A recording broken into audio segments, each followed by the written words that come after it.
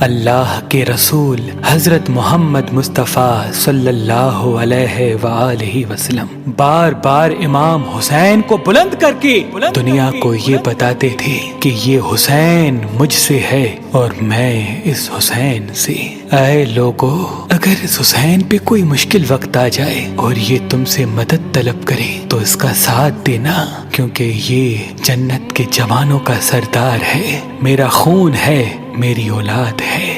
لیکن افسوس، ابھی رسول اللہ کی رحلت کو تھوڑا وقت ہی گزرا تھا کہ کربلا کے میدان میں ایک طرف 9 لاکھ کا مجمع تھا تو دوسری طرف وہ حسین جس کو اللہ کے رسول اپنے کندھوں پہ سوار کرتے تھے۔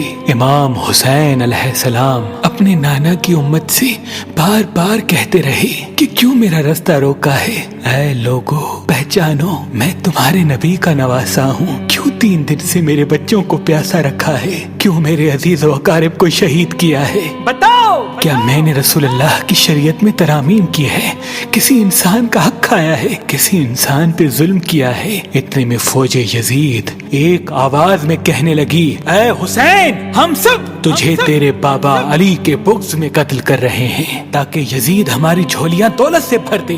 امام حسین نے فرمایا، اے لوگو، آج جس اسلام کا علم تمہارے ہاتھوں میں بلند ہے، یہ علم میرے بابا علی نے بلند کیا۔ مت بھولنا، خیبر و خندق میں اگر علی نہ ہوتے تو اسلام کی فتح ناممکن تھی۔ وہ علی جس نے پوری زندگی اسلام کی تبلیغ کی، حق کو بلند کیا، رسول اللہ کی حفاظت کی، آج اس علی کو یہ اجر دے رہے ہو۔ اے لوگو، بتاؤ، اللہ کے رسول نے بار بار میرے بابا علی کا ہاتھ بلند کر کے فرمایا تھا کہ جہاں حق ہوگا وہاں علی ہوگا، جہاں علی ہوگا وہاں حق ہوگا، اور آج اس علی اور اولاد رسول کو یہ اجر دے رہے ہو۔ اتنے میں یزید کی فوج کے سپہ سالاروں نے دیکھا کہ کہیں فوج میں بغاوت نہ ہو جائے۔ اے شمر، کیا دیکھ رہے ہو؟ حملہ کرو۔ بس لاکھوں کی فوج نے جب رسول اللہ کے نواسے پہ حملہ کیا، امام حسین علیہ السلام نے اللہ کا نام لیا اور ذوالفقار کو نیام سے نکالا۔ تاریخ گواہ ہے، ایک طرف لاکھوں کا مجمع اور ایک طرف 3 دن کا بھوکا پیاسا حسین ابن علی۔ زمین پہ اس طرح کی جنگ پہلے کبھی نہیں دیکھی تھی کہ ایک تنہا انسان لاکھوں کے مجمع کو اس طرح سے فنار کر رہا ہے کہ فوج اشکیا واپس پلٹ کے بھاگنے لگی۔ امام حسین فوج یزید سے مخاطب ہو کے فرماتے ہیں، آؤ، 3 دن کے بھوکے کی جنگ دیکھو، 3 دن کے پیاسے کی جنگ دیکھو، رسول کے اس نواسے کی جنگ دیکھو، اس کی جنگ دیکھو جس کا جوان بھائی مارا گیا، جس کے جوان بیٹے کو نظروں کے سامنے قتل کیا گیا، جس نے اپنے ہی ہاتھوں سے اپنے بچے کی قبر بنائی۔ امام حسین شیر کی طرح فوج یزید سے لڑ رہے ہیں۔ اتنے میں آواز غائب آتی ہے، حسین، تیرا اللہ تجھ سے راضی ہوا۔ بس اس صدا کا سننا تھا، امام حسین علیہ السلام نے اپنے ذوالفقار کو تھام لیا۔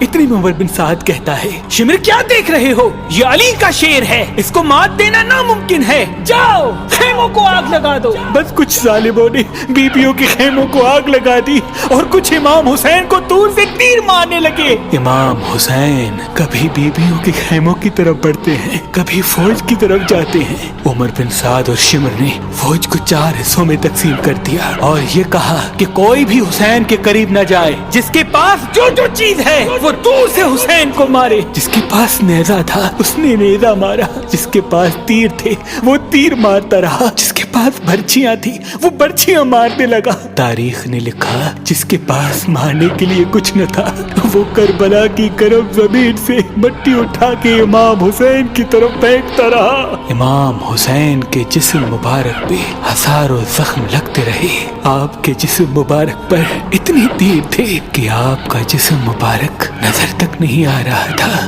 بس جیسے ہی نواسا رسول گھوڑے کی زین سے زمین پہ آتے ہیں، فوج یزید جھومنا شروع کر دیتی ہے، لیکن اتنے میں وہ گھوڑا जिस पे आप सवारी किया करते थे वो इमाम हुसैन के चारों तरफ घूमना शुरू कर देता है ताकि इन तीरों से मैं अपने आका हुसैन को बचा लूं। वो घोड़ा दौड़ ही रहा था। इतने में उमर बिन साद ने कहा, ऐ लोगो रुको, मैंने अपनी आंखों से देखा था इस घोड़े पे अल्लाह के रसूल सवारी करते थे, कहीं तीर इस घोड़े को न लगे। और यूं तीरों को चलाना बंद किया गया। अफसोस है उन लोगों को उस घोड़े का तो एहतराम मालूम था जिस पे रसूल अल्लाह सवारी किया करते थे, लेकिन उस हुसैन का एहतराम भूल चुके जिनको अपने कंधों पे सवार करके उम्मत को दिखाया करते थे। बस इमाम हुसैन अलैहिस्सलाम जमीन करबला पे अपना सर रख के अल्लाह का शुक्र कर रहे हैं और वहाँ फौजी यजीद के मुख्तलिफ सिपाही इमाम हुसैन का सर काटने के लिए करीब आते हैं। जो भी करीब आके इमाम हुसैन के सर को देखे तो उसे इमाम हुसैन के चेहरे में रसूल अल्लाह का चेहरा नजर आए और वो चीख के दूर चला जाए। इतने में शिमर कहने लगा, ये काम मुझसे ही होना है। जैसे ही शिमर ने खंजर इमाम हुसैन के गले पे रखा तो वो देखे इमाम हुसैन के लब हिल रहे हैं। उसने सोचा हमने हुसैन का पूरा खानदान कत्ल कर दिया, 3 दिन तक हुसैन के बच्चों को प्यासा रखा, शायद हुसैन हमें बद्दुआ दे रहे होंगे। सुनने के लिए कान करीब करे तो क्या सुने, इमाम हुसैन अलैहिस्सलाम अल्लाह की दरबार में अल्लाह की नेमतों का शुक्र कर रहे हैं कि ऐ अल्लाह तेरा शुक्र है कि इस अजीम इम्तिहान के लिए तूने इस हुसैन को चुना। इतने में इमाम हुसैन ने आंखें खोली और शिमर से कहा, ऐ शिमर क्या तू नहीं जानता मैं रसूल अल्लाह का नवासा हूँ, जन्नत का सरदार हूँ, हक पे हूँ, बेजुर्म हूँ। शिमर ने कहा, हाँ मुझे मालूम है, फिर आपने फरमाया तो क्यों कत्ल कर रहे हो? शिमर ने कहा, ताकि यजीद मेरी झोली दुनियावी दौलत से भर दे। बस ये कहते कहते शिमर इमाम हुसैन का गला काटता रहा और फौजी यजीद मुसलसल झूमती रही। इमाम हुसैन के सर कलम होने के बाद सादात को लूटा गया। इमाम हुसैन के सर मुबारक को नोके सिना पे बुलंद कर दिया। बीबी सकीना को तमाचे मारने लगे। रसूल अल्लाह की नवासियों के सरों से चादर को लूट लिया और इमाम हुसैन के जिस्म मुबारक की तौहीन करने लगे। तारीख ने लिखा इमाम हुसैन के जिस्म पर जो जो चीजें थी उनको लूटने लगे। इतने में एक शख्स इमाम हुसैन के जिस्म के करीब आया। इमाम हुसैन के हाथ में एक अंगूठी पहनी थी, उतारने की कोशिश की, ना उतरी। वो उंगली काट के अंगूठी ले गया। आपके जिस्म मुबारक को रस्सियों से बांध के करबला की गर्म जमीन पे इधर से उधर फिराया गया। इतने में उमर बिन साद ने कहा, ऐ शिमर हुसैन और उसके साथियों की लाश का वो हश्र करते हैं कि रहती दुनिया तक कोई भी यजीद के खिलाफ आवाज न उठाए। सबके जिस्म से सरों को काट लो और सबकी लाशों को पामाल कर दो। जमीन करबला गवाह है, कहीं से कोई कबीला उठ के आता है और कहता है कि हम हुर की लाश को पामाल होने नहीं देंगे। कहीं बीबी उम्मे लैला का कबीला आके कहता है कि हम अली अकबर का लाशा पामाल होने नहीं देंगे। कहीं बीबी रुबाब के कबाइल के लोग कहते हैं हम अली असगर का लाश पामाल होने नहीं देंगे। एक एक शहीद की लाश पामाल होने वाली जगह से हटाई गई। तारीख गवाह है सिर्फ रसूल अल्लाह का अकेला नवासा करबला की गर्म जमीन पे पड़ा रहा और मगरिब के घोड़े मशरिक की तरफ, मशरिक के घोड़े मगरिब की तरफ दौड़ते रहे।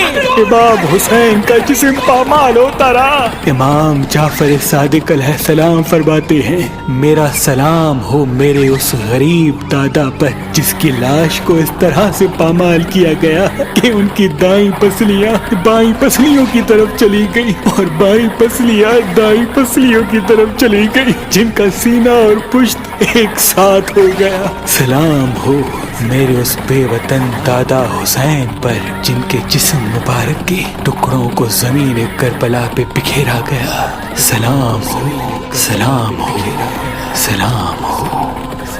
बिखेरा गया तो जमीन करबला पे बिखेरा गया।